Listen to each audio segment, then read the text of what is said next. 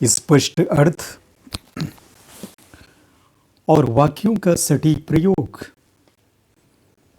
मुहावरा लेखन में यूपीपीसीएस मुख्य परीक्षा में सामान्य हिंदी के प्रश्न पत्र में अंकों की कटौती करता है। नमस्कार दोस्तों, यूपीपीएससी 1.0 चैनल पर मैं आप सभी का बहुत स्वागत करता हूं।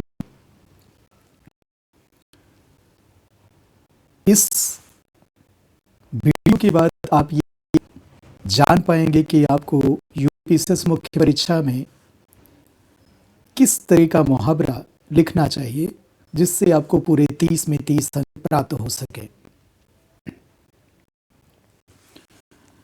आगे मैं आपको वो भी बताऊंगा कि छात्र वो कौन सी गंभीर त्रुटि करते हैं जिसके कारण उनके नंबरों में कटौती की जाती है। तो चलिए शुरू करते हैं। जैसे ये आपके पीवाईक्यू का मुहावरा है। पहला है, तू भी रानी मैं भी रानी कौन भरेगा पानी। ये लोकोक्ति है। अहम के टकराव में कार्य शुरू न हो पाना इसका मतलब है। अब देखिए इसका वाक्य प्रयोग, ध्यान दीजिएगा। श्रमदान के प्रस्ताव में तो सभी आगे थे, लेकिन जब कार्य शुरू करने का समय आया तो तू भी रानी मैं भी रानी कौन भरेगा पानी वाली स्थिति आ गई। देखिए ये एक वाक्य प्रयोग हो गया। इसका प्रसंग अलग है। आगे आप देखिए, रस्सी जल गई पर ऐठन नहीं गई। ये एक लोकोक्ति है। इसका अर्थ है सर्वस्व नष्ट हो जाने पर भी ऐठन का न जाना। आप देखिए ये वाक्य प्रयोग मैंने समाजशास्त्रीय अर्थ में किया था, श्रमदान के प्रस्ताव, जबकि इसका वाक्य प्रयोग मैंने पौराणिक अर्थों में कर दिया। पौराणिक अर्थों में कर दिया। रावण के मित्र संबंधी पुत्र सभी मारे जा रहे थे। सने सने लंका उजड़ती जा रही थी, परंतु उसका अहंकार लेश मात्र भी कम न हो रहा था। सच है, रस्सी जल गई पर ऐठन न गई। इस तरह आपको वाक्य का प्रयोग करना है। यहाँ आपको जैसे 2023 और 24 की मुख्य परीक्षा में आपको मुहावरा उसके बाद स्पेस दिया हुआ कॉपी में मिल रहा था, जबकि इसके पहले 2022 की मुख्य परीक्षा तक क्या होता था, 10 के 10 मुहावरे दे दिया, फिर स्पेस दे दिया, तो आपको 10 के 10 मुहावरे के लिए बराबर हिस्से में स्पेस बांट करके अपना लेखन करना पड़ता था। अब अगर हेडिंग मान लीजिए ऊपर 10 के 10 मुहावरे दिए गए हैं, तो आपको पहले इसको काले पेन से आपको हेडिंग बनानी चाहिए, फिर आपको अर्थ की हेडिंग बनानी चाहिए, और फिर वाक्य प्रयोग की काले पेन से हेडिंग बनानी चाहिए, और इस तरीके से आपको लिखना चाहिए। और अंत में जब वाक्य प्रयोग में वो मुहावरा आए तो उसको आपको अंडरलाइन ऐसे कर देना चाहिए। तो ये बातें बहुत महत्वपूर्ण है। प्रेजेंटेशन भी आपका बहुत महत्वपूर्ण है इस मामले में, ठीक है। तो आप इसका ध्यान रखेंगे। अगला है श्री गणेश करना। ये एक मुहावरा है। इसका मतलब है प्रारंभ करना। T20 विश्व कप में भारत ने पहले मैच में श्रीलंका को हराकर विजयी श्री गणेश किया। अब देखिए श्री गणेश को आप अंडरलाइन कर दीजिए। आप मुहावरा की आप यहाँ हेडिंग बनाएंगे ब्लैक पेन से, उसके नीचे आप डबल अंडरलाइन ऐसे कर देंगे ताकि दिखे कि ये मुहावरे की हेडिंग है। अगर मुहावरे के लिए अगर मुहावरा अगर लिखा नहीं है बीच कॉपी में, तब आपको ये काम करना है। फिर आपको अर्थ की हेडिंग बनानी है, उसके आगे आपको अर्थ लिखना है, प्रारंभ करना। फिर आपको वाक्य प्रयोग की हेडिंग बनानी है ब्लैक पेन से सीधे आपको, क्योंकि हिंदी के प्रश्न पत्र में आपके पास पर्याप्त समय रहता है। T20 विश्व कप में भारत ने पहले मैच में, अब देखिए श्री गणेश को आपको अंडरलाइन कर देना है। ये प्रेजेंटेशन आपको रखना है। अब देखिए पहला वाला सामाजिक अर्थ में था, दूसरा खेल के संदर्भ में, जो कि आप सांस्कृतिक संदर्भ भी कह सकते हो, इस संदर्भ में इसका वाक्य प्रयोग हमने किया है। ठीक है, चलिए अब चौथा, अंधे पीसे कुत्ते खाएं। इसका अर्थ है किसी की कमाई अथवा परिश्रम का लाभ अयोग्य द्वारा उठाना। अब देखिए, यहाँ भी आपको अर्थ काले पेन से हेडिंग बना लीजिए, उसके बाद अर्थ लिखिए, फिर वाक्य प्रयोग के नीचे भी काले पेन से ऐसे हेडिंग बना के आप बना लीजिए, फिर आप लिखिए इसका अर्थ, फिर वाक्य प्रयोग करिए। आरंभिक योग्य व शक्तिशाली बादशाहों की बदौलत मुगलिया सल्तनत 1707 में औरंगजेब की मृत्यु के बाद भी लगभग 150 वर्षों तक अयोग्य व आक्रमण्य शासकों के नेतृत्व में चलती रही। सच है, अंधे पीसे कुत्ते खाएं। ठीक है, अब देखिए, ये ऐतिहासिक परिप्रेक्ष्य में हमने इसका वाक्य प्रयोग किया। मतलब वाक्य प्रयोग का जो परिप्रेक्ष्य है वो बार बार हम बदलते जा रहे हैं। ठीक है, चलिए अगला, नानी याद आना। ये एक मुहावरा है, ये हमने, इसका अर्थ है मुसीबत में पड़ जाना। इसका वाक्य प्रयोग आप देखिए, 1857 के विद्रोह में भारतीय विद्रोहियों ने अंग्रेजी साम्राज्य को नानी याद दिला दी। इसको आप अंडरलाइन कर दीजिए। बहुत मुश्किल से दोबारा विद्रोही केंद्रों पर अंग्रेजों द्वारा नियंत्रण स्थापित किया जा सका। तो ये आपका वाक्य प्रयोग है, ये भी ऐतिहासिक परिप्रेक्ष्य में हमने कर दिया। ठीक है, अगला है, ढाक के 3 पात, फिर वही बात या दशा या सुख अथवा दुख में सदैव एक सी स्थिति में रहने वाला। हमने यहाँ पर 2 अर्थ बता दिए, आपको सिर्फ एक अर्थ वहाँ पर बताना रहेगा। वाक्य प्रयोग, विविध पर्यावरणीय सम्मेलनों में विकसित देशों द्वारा विकासशील देशों को फंड व तकनीक हस्तांतरण के मुद्दे पर रवैया वही ढाक के 3 पात वाला, इसको आप अंडरलाइन कर दीजिएगा, रहता है। अब आप देखिए, ये पर्यावरणीय परिप्रेक्ष्य में हमने इसका वाक्य प्रयोग कर दिया।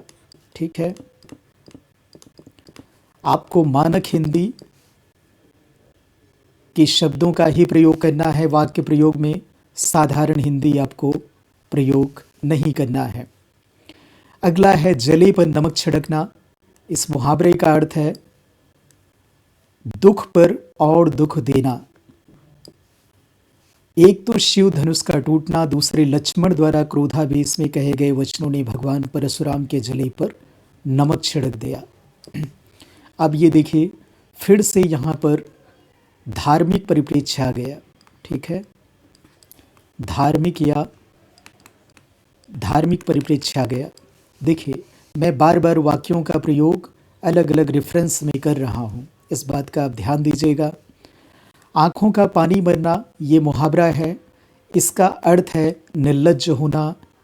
इसमें वाक्य प्रयोग की हेडिंग बनाइए, द्रौपदी के चीर हरण के समय पूरी सभा ऐसे मौन थी जैसे उनकी आँखों का पानी मर गया हो।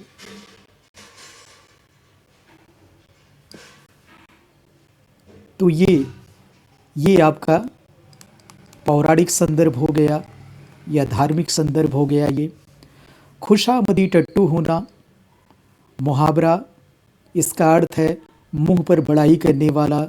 संपूर्ण मध्यकाल के दौरान राजाओं के दरबारी कवियों व सामंतों इत्यादि का खुशामदी टट्टू होना आम बात थी। खुशामदी टट्टू को केवल आप अंडरलाइन कर देंगे। अब देखिए, ये आपका साहित्यिक और ऐतिहासिक परिप्रेक्ष्य हो गया। ये वाक्य प्रयोग। 10वां है, टाएं टाएं फिस होना। ये एक मुहावरा है, इसका अर्थ है बुरी तरह असफल होना। इसका वाक्य प्रयोग हो गया, सटीक नियोजन, प्रभावी रणनीति व कुशल प्रबंधन के चलते पूरी योजना टाएं टाएं फिस हो गई। ये एक तरह से आर्थिक परिप्रेक्ष्य में हमने वाक्य प्रयोग कर दिया। आर्थिक परिप्रेक्ष्य में ही हम लोग नियोजन यानी प्लानिंग की अवधारणा पढ़ते हैं। तो ये आपका वाक्य प्रयोग है। छात्र जो गलती करते हैं, अब हम उसके बारे में बताएं आपको। पहली गलती तो ये करते हैं कि बिना हेडिंग बनाए सीधे मुहावरा लिखे। कहाँ से मुहावरा शुरू हो रहा है, कहाँ से शुरू हो रहा है, कहाँ से वाक्य प्रयोग शुरू हो रहा है, पता ही नहीं चल पा रहा है। तो आप काली पेन से हेडिंग बनाएंगे, उसके बाद अर्थ लिखेंगे काली पेन से, और फिर वाक्य प्रयोग की हेडिंग बना करके, और फिर जैसे मैंने बताया कि वाक्य प्रयोग में जब मुहावरा आए तो उसको आपको अंडरलाइन भी करना है। तो ये आपके प्रेजेंटेशन का तरीका है। पहली गलती जो छात्र करते हैं वो प्रेजेंटेशन में करते हैं। दूसरी गलती जो छात्र करते हैं वो है सटीक अर्थ नहीं लिखते, संभावित अर्थ लिखते हैं, क्योंकि वो सटीक अर्थ उनको याद नहीं रह जाता, ये चीज़ है। तीसरी जो करते बड़ी वो ये है कि वाक्यों का प्रयोग वो राम श्याम घनश्याम के अर्थों में कर देते हैं, जो कि एग्जामिनर को उन छात्रों की तुलना में प्रभावित नहीं कर पाता जो इन विविध परिप्रेक्ष्य में वाक्यों का प्रयोग कर रहे होते हैं। चौथी गलती क्या होती है, अगर आपकी स्पेलिंग मिस्टेक है तो आपको हिंदी में अक्सर नंबरों का नुकसान अच्छा खासा उठाना पड़ता है। इसलिए अगर आपकी स्पेलिंग मिस्टेक है तो आज से ही आप उस पर काम करना शुरू कर दीजिए। और पांचवी गलती इसमें छात्रों की ये होती है कि वो मुहावरा लेखन के लिए अक्सर बहुत ही सतही सामग्री का प्रयोग करते हैं। आपको डॉक्टर हरदेव बाहरी की किताब से मुहावरा या लोकोक्ति का अर्थ आपको पढ़ना है। वाक्य प्रयोग के लिए आपको डॉक्टर हरदेव बाहरी या पीएन पांडे किसी का भी अनुपालन नहीं करना है, क्योंकि इन लोगों ने बहुत ही साधारण अर्थ में वाक्य प्रयोग कर दिया है, जो कि परीक्षक को प्रभावित नहीं करता और जो आपके अंकों की कटौती के रूप में देखा जाता है। मित्रों, 2023 की मुख्य परीक्षा की जब मैं कॉपी देखने गया था तो मुझे 30 में 28 नंबर मिले थे मुहावरा लेखन में। वो तब था जबकि एक मुहावरे का अर्थ मैंने गलत लिखा था, लेकिन एग्जामिनर इतना प्रभावित हुआ था कि उसने उसमें भी मुझे 1 नंबर दिया था। तो इस तरह से अगर आप वाक्यों का प्रयोग करेंगे, सटीक और स्पष्ट अर्थ देंगे और इस तरीके से हेडिंग बनाकर प्रेजेंटेशन देंगे, तो निश्चित तौर पे आप मुहावरा लेखन में 30 में 30 नंबर भी हासिल कर सकते हैं। आप सभी का अगला वीडियो में मुहावरा और लोकोक्ति में अंतर क्या होता है, एक साल ये भी मुख्य परीक्षा में पूछा गया है, तो आप इसको भी अगले वीडियो में देखेंगे। आप सभी का बहुत बहुत धन्यवाद मित्रों। लगातार जुड़े रहिए, हमारे चैनल को सब्सक्राइब करिए, वीडियो को लाइक और शेयर करिए। आप सभी का बहुत